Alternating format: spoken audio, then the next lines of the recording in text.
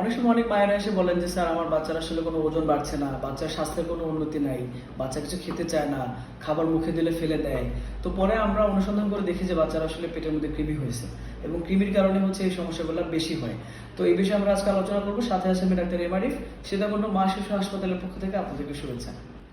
প্রথম যে বিষয়টি আমি বলবো সেটি হচ্ছে বাচ্চার যদি পেট ব্যথা থাকে বা বমি ভাব থাকে বা বাচ্চা কোনোভাবে অসুস্থ থাকে, দুর্বল থাকে, ওই সময়টা আপনারা কৃমির ওষুধ দিবেন না। এটা সবার আগে আমাদের জানতে হবে যে কখন দেয়া যাবে না, ওই সময়টা আমরা দিব না। বাচ্চার এই সমস্যাগুলো সমাধান হওয়ার পরে যখন মোটামুটি পরিবেশ ঠান্ডা থাকবে, বাচ্চার শরীর ভালো থাকবে, তখনই আমরা কৃমির ওষুধটা দিব। আমরা সাধারণত মোস্ট কমনলি যেটা দেওয়া হয় সেটা হচ্ছে অ্যালবেন্ডাজোল জাতীয় ওষুধ দেওয়া হয়, বাচ্চাদের জন্য সিরাপ, বড়দের জন্য হচ্ছে ট্যাবলেট। এবং এটা খাওয়ার নিয়ম হচ্ছে যে খাবার আগে খালি পেটে খাওয়া যায়, অথবা হচ্ছে খাবার দাবার করার 2 ঘন্টা পরে খাওয়া যায়, সকালবেলা অথবা রাত্রিবেলা, যখন সুবিধা হয়। একদিন খাবে এইভাবে করে। এটা কত চামচ করে খাবে সেটা বাচ্চার ওজনের উপর নির্ভর করে, বয়স এবং ওজনের উপর। একদিন খাওয়ার পর 7 দিন পরে হচ্ছে আবার খাবে। এরপর কৃমির ওষুধ শেষ করার পরে আমরা অন্যান্য কিছু ভিটামিন এবং অন্যান্য ওষুধগুলো দিয়ে থাকি।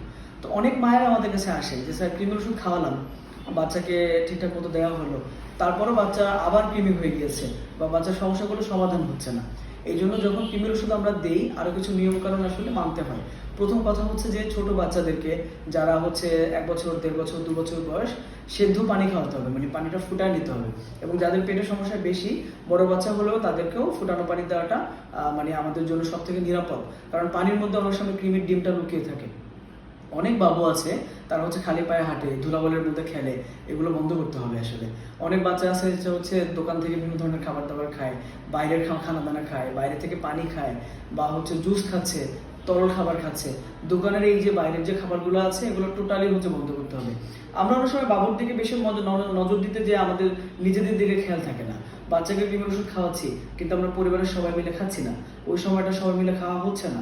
তখন কি হবে?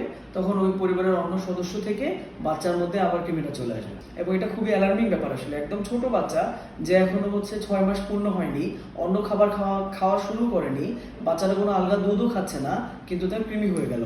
তাহলে কিভাবে হলো? তার পরিবারের অন্যান্য সদস্য থেকে আসলে কৃমিটা বাচ্চার মধ্যে এসেছে। এটা বাচ্চার জন্য খুবই কষ্টকর আসলে একটা ব্যাপার। এবং বাচ্চার শরীরে তখন তেমন কিছু হজম হয় না, বাচ্চার ওজন বাড়ে না। তো এই বিষয়গুলো আমরা সচেতন থাকবো, ডাক্তারের পরামর্শ নিয়ে আমরা কৃমির ওষুধ খাওয়াবো বাচ্চাকে। 3 থেকে 6 মাস পর পর হচ্ছে কৃমির ওষুধ দিতে হবে। শুধু কৃমির ওষুধ দিলে চলবে না, ফুটানো পানি খাওয়াতে হবে বাচ্চাকে। আজকে এতটুকু পর্যন্ত থাকলো। আপনাদের সবাইকে ধন্যবাদ। আসসালামু আলাইকুম।